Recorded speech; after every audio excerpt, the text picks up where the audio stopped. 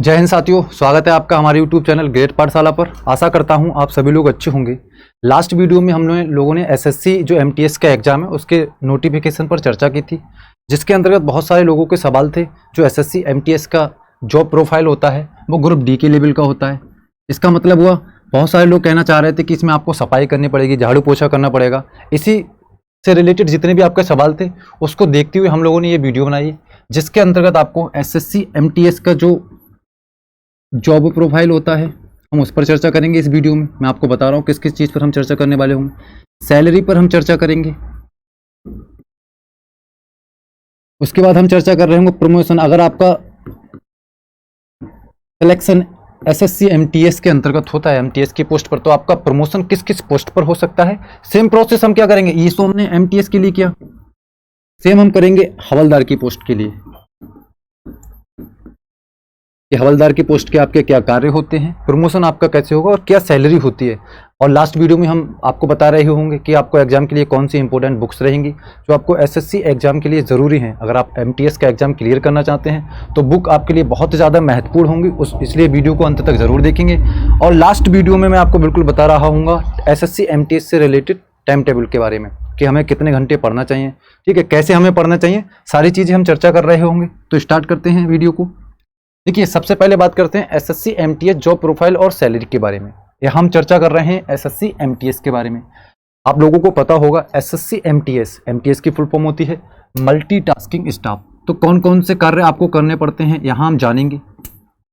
देखिए, SSC MTS में कार्य जो आपको करने होंगे वो निम्नलिखित प्रकार के होते हैं। जैसे ही नाम से आपको लिख रहा होगा मल्टीटास्किंग स्टाफ, आप बहुत सारे कार्य करेंगे, कोई एक प्रकार का कार्य आपका निश्चित नहीं है। देखिए, ऑफिस के अंतर्गत आपको अलग अलग प्रकार के कार्य करने पड़ते हैं जो कि निम्नलिखित होते हैं। ऐसा नहीं है कि अगर आप एमटीएस में सिलेक्शन लेते हैं तो केवल आपको कंप्यूटर पर बैठकर कार्य करना होगा। निम्नलिखित कार्य करने हैं। कौन कौन से? पहला कार्य हो सकता है कि आपको फाइल कैरी करने का कार्य हो। आप एक टेबल से दूसरे टेबल तक, एक स्थान से दूसरे स्थान तक ऑफिस के अंतर्गत फाइल कैरी करने का कार्य करेंगे। फाइल उस टेबल से इस टेबल पर पहुंचाएंगे, ठीक है। दूसरा कार्य क्या हो सकता है? पहला कार्य मैंने आपको बताया। नेक्स्ट कार्य हो सकता है ऑफिस के रिकॉर्ड को मेंटेन करना। जिस भी ऑफिस के अंतर्गत आप कार्य कर रहे होंगे उस ऑफिस में फिजिकल जो रिकॉर्ड होते हैं उन्हें मेंटेन करने का कार्य आपका हो सकता है। फिर हमारा नेक्स्ट कार्य क्या हो सकता है? देखिए, नेक्स्ट है non clerk work. Non clerk work का क्या मतलब हुआ कि जो क्लर्क की पोस्ट होती है उसको छोड़कर जितने भी कार्य शेष बच जाते हैं वो सभी कार्य आपको करने पड़ सकते हैं। डेट मीन्स उनमें से कोई भी कार्य आपको करने के लिए कहा जा सकता है और आपको वो कार्य करने होंगे। तो तीन चीज़ें क्लियर हुई। पहले फाइल कैरी करेंगे, यहाँ से एक टेबल से दूसरे स्थान पर, एक टेबल से दूसरे टेबल या एक स्थान से दूसरे स्थान पर। नेक्स्ट मैंने आपको बताया जो ऑफिस होता है उसके फिजिकल रिकॉर्ड को मेंटेन करने का कार्य आपका हो सकता है अगर आप एमटीएस में सेलेक्टेड हैं। नेक्स्ट आपको हो सकता है नॉन क्लर्क वर्क। इसका मतलब जो क्लर्क की पोस्ट होती है उसको छोड़कर जो भी शेष कार्य बचे हुए हैं उनमें से कोई भी कार्य करने के लिए आपसे कहा जा सकता है और आपको कार्य करना होगा। नेक्स्ट है ड्राइविंग। देखिए, अगर आप एमटीएस में सेलेक्टेड हैं और आपके पास वैलिड लाइसेंस होता है व्हीकल का तो आपको समय पड़ने पर ड्राइविंग भी करनी पड़ सकती है एमटीएस के अंतर्गत। यह आपका चौथा कार्य होगा। नेक्स्ट आपका कौन सा कार्य हो सकता है? ऑफिस कैबिन क्लोज और ओपन करना। मतलब जो ऑफिस में आप कार्य कर रहे हैं उसके अंतर्गत जो कैबिन होगा उसे बंद करने का काम हो सकता है, ओपन करने का कार्य आपका हो सकता है। साथ ही साथ मैं आपको बताऊं लास्ट में जनरल सफाई आपको करनी पड़ सकती है। बिल्कुल, जो लोग कहते हैं कि आपको झाड़ू पोछा करना होगा वो इसी पॉइंट को देखकर कहते हैं कि आपको एमटीएस में झाड़ू पोछा करना होगा, जबकि यहाँ का लिखा है जनरल सफाई। जनरल सफाई का मतलब एक टेबल है, टेबल पे कुछ चीज़ें इधर उधर पड़ी हुई हैं तो उन्हें सही करना या टेबल को हल्के से साफ करना, ये आपको करनी होगी। ऐसा नहीं है कि आपको झाड़ू पोछा करना होगा, वो स्लीपर का कार्य होता है जो भी यहाँ पर सफाई करने वाले लोग होते हैं। आपको जनरल सफाई करनी है। फाइल्स की जनरल सफाई हो सकती है, फाइल गंदी है तो आप उसे कपड़े से साफ करेंगे। इस प्रकार के कार्य जो हैं आपको एसएससी एमटीएस के अंतर्गत करने पड़ सकते हैं। तो मैंने आपको बताया, ठीक है, मल्टीटास्किंग आपका कार्य है, कोई भी एक निश्चित कार्य नहीं है। अच्छी पोस्ट होती है एमटीएस की, ठीक है। तो ये निम्नलिखित कार्य आपको करने होंगे। यहाँ से आप लोगों को समझ में आया होगा कि भैया ये ग्रुप डी की लेवल नहीं है। ग्रुप डी का लेवल में क्या होगा, आपको सफाई करनी पड़ेगी झाड़ू पोछे वाली। यहाँ जनरल सफाई है और आपको पता है ग्रुप सी की ये क्या है, पोस्ट है। तो ये निम्नलिखित कार्य है। बाकी अगर कोई भी आपका सवाल होगा तो कमेंट बॉक्स में जरूर बताइए कार्य से रिलेटेड। अब हम नेक्स्ट बात करते हैं एसएससी एमटीएस की प्रमोशन पर कि अगर हम एमटीएस में सिलेक्टेड हैं तो हम एमटीएस बनने के बाद कहाँ कहाँ हमारा प्रमोशन हो सकता है। तो देखिए, अगर आप एसएससी एमटीएस में कार्य करते हैं उसके बाद आपका जो प्रमोशन है वो निम्नलिखित पदों पर होता है। सबसे पहले आपका जो प्रमोशन होगा वो होगा जे जूनियर असिस्टेंट की पोस्ट पर। एमटीएस से आप क्या बनेंगे? Junior assistant. उसके बाद आपका प्रमोशन होगा एलडीसी लोअर डिवीजन क्लर्क की पोस्ट पर, और लास्ट में आपका जो हो रहा होगा उसके बाद अपर डिवीजन क्लर्क। यहाँ आप जानते हैं एसएससी सीएचएसएल 10+2 इनकी डायरेक्ट रिक्रूटमेंट करती है, जूनियर असिस्टेंट की, एलडीसी की और यूडीसी की। लेकिन अगर आप एसएससी एमटीएस के थ्रू जाते हैं और प्रमोशन लेते हैं तो सबसे पहले जूनियर असिस्टेंट बनेंगे, उसके बाद आप लोअर डिवीजन क्लर्क बन सकते हैं, उसके बाद अपर डिवीजन क्लर्क। ये तो हो गई प्रमोशन की बात एसएससी एमटीएस में। और जॉब प्रोफाइल, आपको क्या कार्य करना पड़ेगा? यहाँ याद रखना है कि एमटीएस के आपको ज्यादातर जो कार्य होंगे वो ऑफिस वर्क ही होता है, बाहर का फील्ड का जो वर्क होता है वो नहीं होता है। कभी कभार ऐसा होता है कि ऑफिस से रिलेटेड डाक को बांटने का कार्य भी एमटीएस के द्वारा किया जाता है, लेकिन वो कभी कभार होता है, ठीक है, डेली बेसिस पर नहीं होता। तो अभी हमने बात की एमटीएस के बारे में, अब हम बात कर लेते हैं एसएससी हवलदार के बारे में, क्योंकि इस बार हवलदार की पोस्ट का भी जो सिलेक्शन हो रहा है वो एसएससी के थ्रू कराया जा रहा है। क्या कार्य होंगे एसएससी हवलदार की पोस्ट के? तो देखिए, सबसे पहले आप अगर हवलदार हैं तो आपकी एक प्रॉपर ड्रेस होगी। प्रॉपर ड्रेस हो सकती है आपकी पुलिस की तरह हो, यूपी पुलिस की जो ड्रेस होती है खाकी वर्दी की तरह, या आपकी इंडियन कोस्ट गार्ड की जो व्हाइट ड्रेस होती है उसकी तरह आपकी ड्रेस हो सकती है। आपने देखो कस्टम डिपार्टमेंट की जो ड्रेस होती है हवलदार की, व्हाइट कलर की आपकी हो सकती है।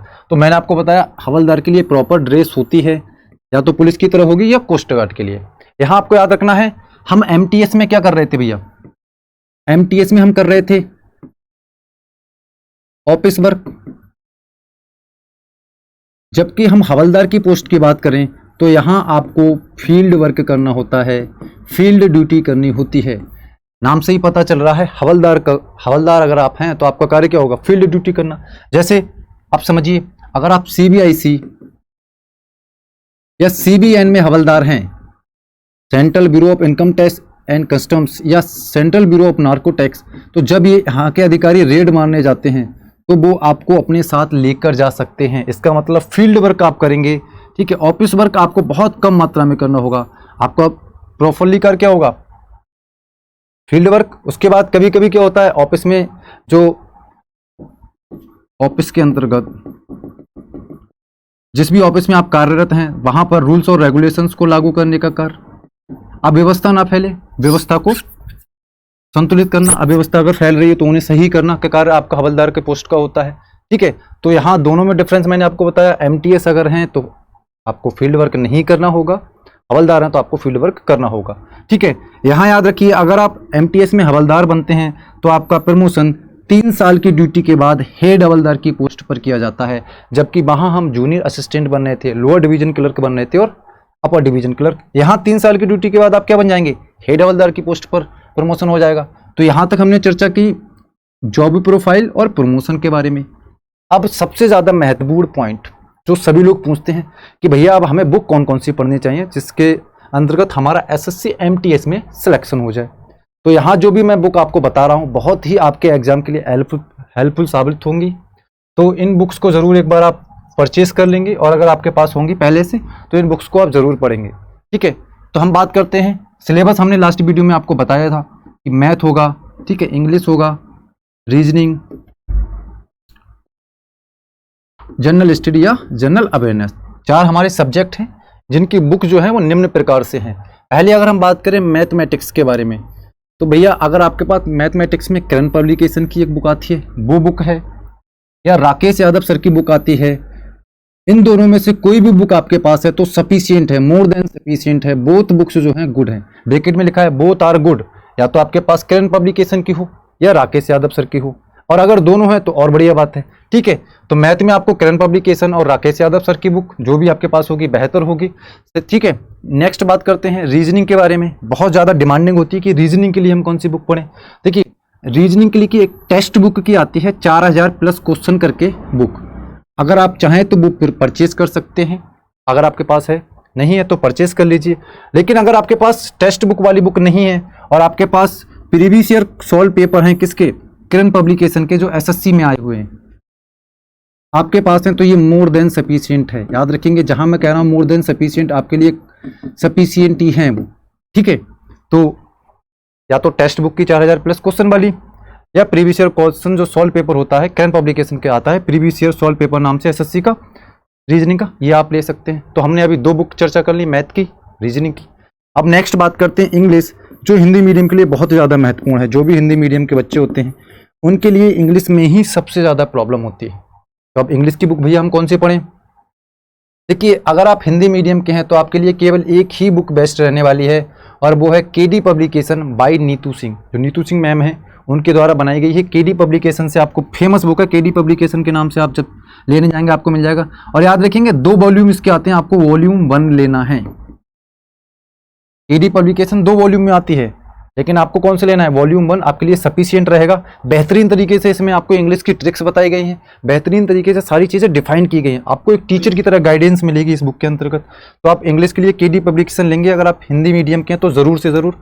साथ ही साथ इंग्लिश के प्रीवियस ईयर क्वेश्चंस लगाना बहुत ज़्यादा ज़रूरी है, क्योंकि हम हिंदी मीडियम वाले लोग इंग्लिश पर ज़्यादा ध्यान नहीं देते हैं। तो जो भी लोग ध्यान नहीं देते हैं उनके लिए एसएससी प्रीवियस ईयर क्वेश्चन करके एक आता है, एमबी पब्लिकेशन की बुक आती है, बहुत ही ज़्यादा फेमस बुक है। और जो भी एसएससी सीजीएल या सीएचएसएल की तैयारी कर रहे होंगे इस बुक से ज़रूर परिचित होंगे। कौन से? एमबी पब्लिकेशन की बुक। इसमें क्या होगा, इंग्लिश के प्रीवियस ईयर के क्वेश्चन सम्मिलित होते हैं, उनको आप कर रहे होंगे तो synonyms, antonyms, one word substitution, सारी चीज़ें आपकी क्लियर हो जाएंगी। तो इंग्लिश के लिए 2 चीज़ें मैंने आपको बताई हैं। और लास्ट में हम चर्चा करते हैं जीएस पर।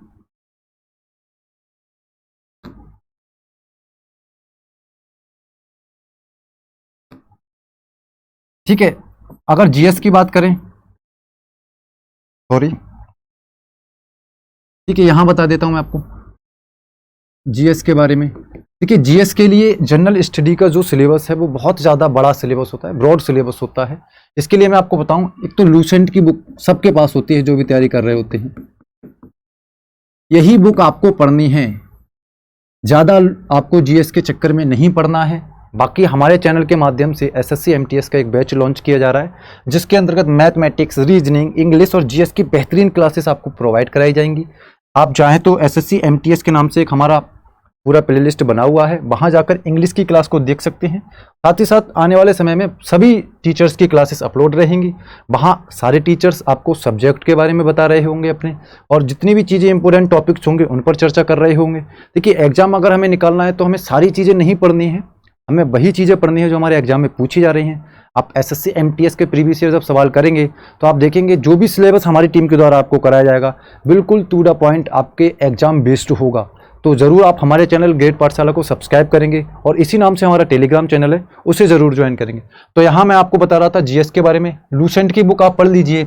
साथ ही साथ प्रीवियस ईयर सॉल्व पेपर आपको मिल जाएंगे, SSC previous year solve paper घटना चक्र के नाम से, अगर आप हिंदी मीडियम में हैं तो यहां मैंने आपको सारी बुकें बता दी। एक बार मैं रिवाइज करा देता हूं आपको बुकों को। देखिए, मैथमेटिक्स में मैंने आपको बताया Kiran publication, Rakesh Yadav sir, both हैं, और अच्छी बात है। अगर एक भी कोई भी बुक है तो आपके लिए मोर देन सफिशियंट रहेगी। रीजनिंग के लिए टेक्स्ट बुक मैंने आपको बताया, फिर प्रीवियस ईयर सॉल्व पेपर किरण पब्लिकेशन के आते हैं, सफिशियंट है। इंग्लिश के लिए KD publication Neetu Singh volume 1 की बुक जो है सफिशियंट है अगर आपको एमटीएस क्रॉस करना है, क्योंकि 10th लेवल का एग्जाम है।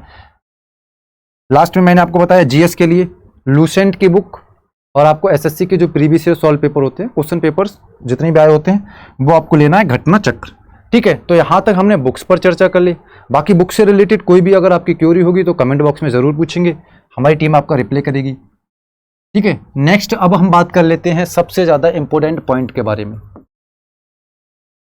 कैसे हम पढ़ें। अब हमने बुक्स भी ले ली, हमने फॉर्म भी फिल कर दिया, लास्ट वीडियो में हमने आप लोगों का फॉर्म फिल करा दिया था। आज हम लोगों ने आपको बुक बता दी है, कैसे आपका प्रमोशन हो जाएगा, कैसे आपकी पोस्टें आगे बढ़ सकती हैं। ठीक है, ये सारी चीज़ें हमने आज की वीडियो में बता दी। तो हमने आपको बुक्स भी दिलवा दी लास्ट पॉइंट में।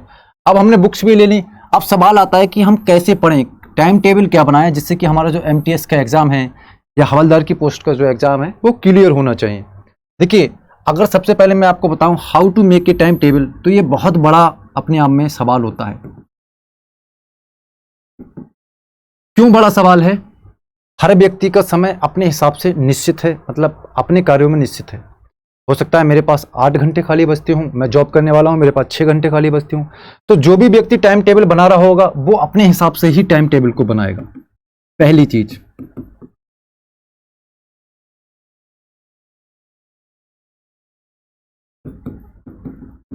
मैं आपको एक प्रॉपर टाइम टेबल बना के दे दूं कि 6 से 8 आपको उठना है, योगा करना है, 8 से 10 मैथ पढ़नी है, 2 से 4 आपको रीजनिंग पढ़नी है, नहीं चल पाएगा। क्योंकि आपका समय आप अपने हिसाब से निर्धारित कर सकते हैं। आप जिस समय बिजी होंगे उस समय शेड्यूल आप अपना बिजी रखेंगे, जिस समय फ्री होंगे उस समय पढ़ने की चीज़। तो आप हमेशा टाइम टेबल जो है अपने हिसाब से बनाएंगे, किसी दूसरे के हिसाब से आप अपना टाइम टेबल नहीं बना सकते। तो मैं आपसे कहूँगा जो भी लोग हैं टाइम टेबल अपने हिसाब से बनाएं। अब कुछ लोग कहेंगे क्या टाइम टेबल बनाना जरूरी है?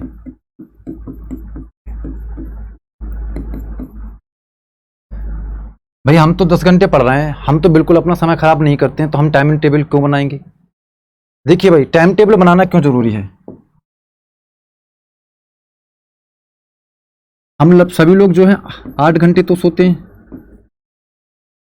ठीक है। 6 घंटे हम घूमने वगैरह में, मतलब जो हमारे एक्स्ट्रा एक्टिविटीज होती हैं उनमें हम खर्च कर देते हैं। ये कितने घंटे हो गए? 14 घंटे हो गए। आप सो भी लिए, घूम भी लिए, सारी चीज़ें जितनी भी बाहर की चीज़ें होती हैं, क्रियाकलाप आपने सारे कर लिए। आपने देखा घंटे तो भैया 14 ही हुए, लेकिन हमारे पास तो कितने घंटे हैं? 24 घंटे हैं भैया। 6 और 4 10 घंटे बच्चे, वो कहाँ जा रहे हैं? आप पढ़ भी नहीं रहे हैं और 10 घंटे भी तो बच रहे हैं। तो आपको पता कैसे चलेगा कि हमारा टाइम कहाँ जा रहा है? जब आपके पास टाइम टेबल होगा, भाई मैं इतनी देर या इतने समय तक ये चीज़ें करता हूँ। तो जब तक आपको ये 10 घंटे पता नहीं चलेंगे तब तक आप टाइम टेबल नहीं बना सकते, ना ही पढ़ पाएंगे। तो टाइम टेबल बनाना बहुत ही ज़्यादा ज़रूरी होता है, ठीक है। पहली चीज़ मैंने आपको बता दी, टाइम टेबल बनाना है, ज़रूर बनाना है, ठीक है। नेक्स्ट मैं आपको बताऊं, देखिए टाइम टेबल 2 प्रकार का होता है। एक तो पूर्ण टाइम टेबल और संक्षिप्त टाइम टेबल। पूर्ण और संक्षिप्त में क्या अंतर होता है भैया? पूर्ण टाइम टेबल जो है ना, यहां मैं शॉर्टकट में लिख रहा हूं पूर्ण टीटी और संक्षिप्त टीटी। पूर्ण टाइम टेबल का मतलब है आपने अपने 24 घंटों का टाइम टेबल बना लिया कि मैं 24 घंटे में ये कार्य करूंगा। संक्षिप्त टाइम टेबल क्या होगा? आपने केवल कार्य करने का टाइम टेबल बनाया कि मैं स्टडी करूंगा, 8 से 4 स्टडी करूंगा, इतने से इतने सोऊंगा। ये 2-3 चीजें जो भी आपने कार्य थे, आपने उन कार्य की सूची की हिसाब से जो टाइम टेबल बनाया वो संक्षिप्त होगा, 24 घंटे का नहीं होगा। ये आपने पूरे 24 घंटे का बना दिया है कि 4 घंटे मैं पढ़ूंगा, 2 घंटे घूमूंगा, 6 घंटे सोऊंगा, 2 घंटे मोबाइल चलाऊंगा, बात करूंगा, वीडियो कॉल करूंगा। ये सारी चीजें आपने 24 घंटे में लिख दी हैं, ठीक है। तो हमेशा मैं बताऊंगा आपको पूर्ण टाइम टेबल बनाना है, लेकिन यहां सबसे चीज याद रखिए भैया, कभी भी टाइम टेबल जो है घंटों के हिसाब से ना बनाएं, घंटों के हिसाब से ना बनाएं, बल्कि कार्य के हिसाब से बनाएं। आगे मैं बता रहा हूँ कार्य के हिसाब से कैसे, घंटे के हिसाब से नहीं कि 8 घंटे पढ़ूंगा, क्योंकि जब हम घंटे के हिसाब से टाइम टेबल बनाते हैं तो सिर्फ हम घंटों को गिनते हैं, अपनी स्टडी को नहीं कर पाते। तो इस चीज़ से बचेंगे, घंटे नहीं पढ़ने हैं, हमें चीज़ों के हिसाब से पढ़ना है। तो याद रखेंगे पूर्ण टाइम टेबल पर फोकस करेंगे। बाकी आप अगर सर्विस कर रहे हैं तो अपने हिसाब से सारी चीज़ें कर सकते हैं। साथ ही साथ सबसे महत्वपूर्ण कार्य सबसे पहले आपको करना है, जैसे स्टडी हो सकता है सबसे महत्वपूर्ण कार्य है आपका, तो सुबह उठकर आपको सबसे पहले जो कार्य करना है या सब दिन की प्राथमिकता में जो चीज़ रखनी है वो स्टडी करनी है। दूसरा आपको हो सकता है सेकंड पोजीशन पर कि आपको घूमने जाना है, और तीसरा हो सकता है आपको मोबाइल यूज़ करना है। प्रायोरिटीज़ होती हैं, उस हिसाब से हम प्रायोरिटी बना लेंगे। पहली प्रायोरिटी क्या है? स्टडी, फर्स्ट नंबर, दूसरी घूमना, तीसरी मोबाइल चलाना। तो सबसे पहले दिन में जब आप उठेंगे तो आप अपनी लिस्ट को उठाकर जरूर देखेंगे, पहला मुझे जो काम करना है वो स्टडी का है। स्टडी अगर कंप्लीट हो जाएगी, यहाँ टिक लग जाएगा, फिर आप देखेंगे अब कौन सा काम बचा, ओ भाई सेकंड नंबर पे तो घूमना है, फिर आप घूमने वाले जिसको कार्य को पूरा करेंगे।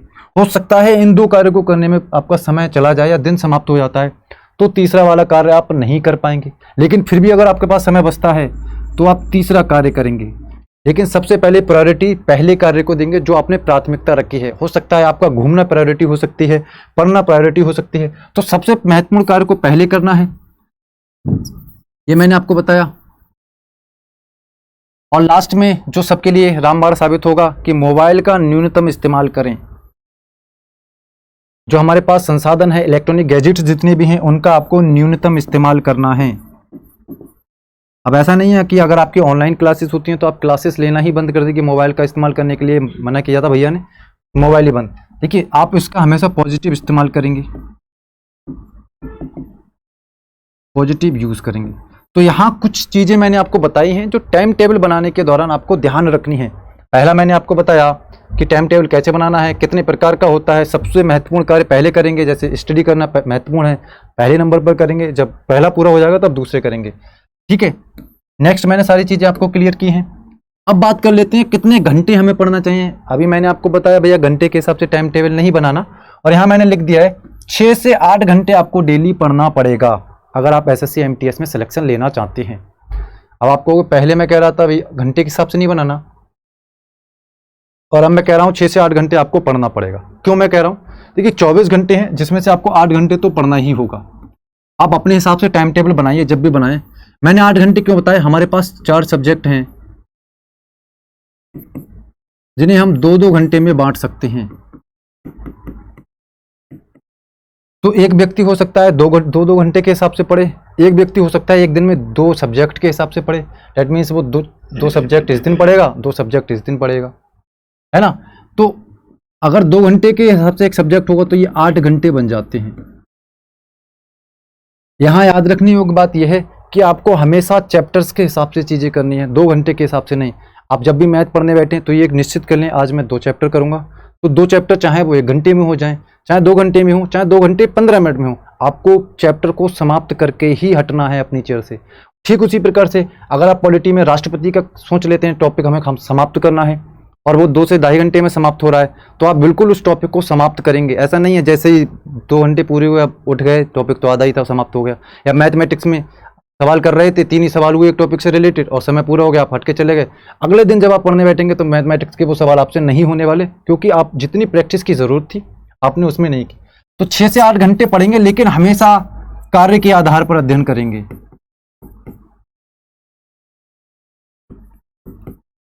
कार्य के आधार पर। नेक्स्ट याद रखेंगे, जब हमने टाइम टेबल भी बना लिया, अब हम कार्य के आधार पर पढ़ने भी लगे हैं, तो कौन कौन सी बातें हमें याद रखनी है टाइम टेबल से रिलेटेड।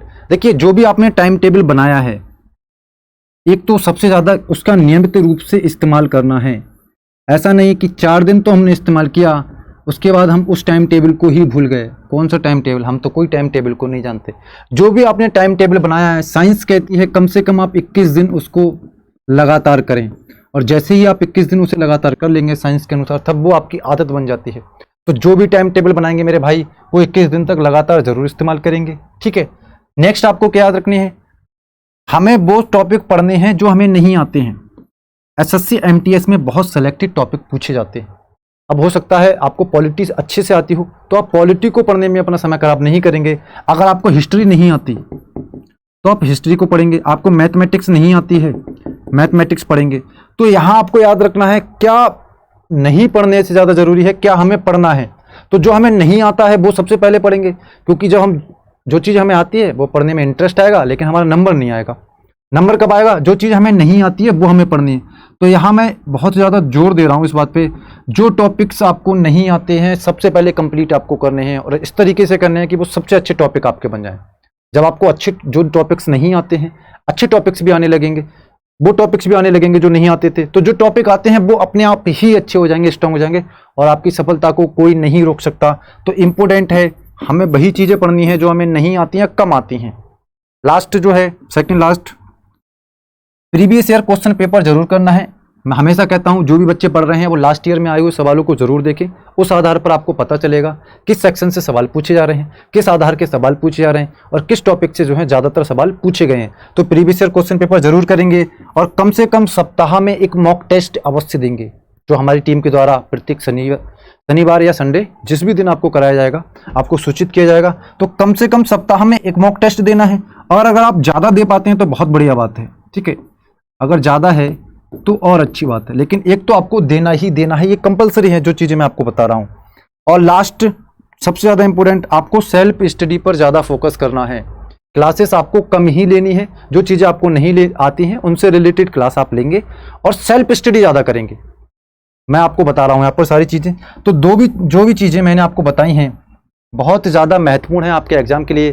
पहले मैंने आपको बताया टाइम टेबल जो भी बनाएंगे नियमित रूप से इस्तेमाल करेंगे। ऐसा नहीं 4 दिन बाद भूल गए, आपको 21 दिन तक करके देखना है।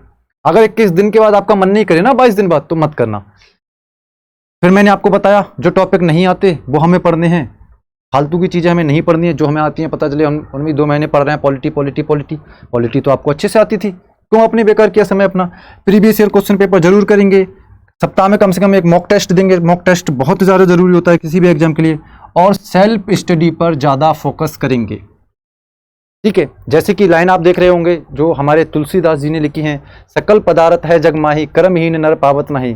तुलसीदास जी इस लाइन में कहते हैं कि हम संसार में सारी चीज़ें हासिल कर सकते हैं, लेकिन वो जो चीज़ें हासिल कर सकते हैं वो कर्महीन व्यक्ति को नहीं मिलती हैं। मतलब जो कर्म नहीं करेगा उसे प्राप्त नहीं होंगी। इसका मतलब क्या हुआ, आप भी सफल हो सकते हैं, लेकिन आपको कर्म करना पड़ेगा। और आपका कर्म क्या है, अध्ययन करना। आपका कर्म क्या है, मेहनत करना। आपका कर्म क्या है, लगातार अध्ययन करना और लगातार मेहनत करना, और अपने माँ बाप अपने गुरुजनों का नाम रोशन करना। तो याद रखेंगे,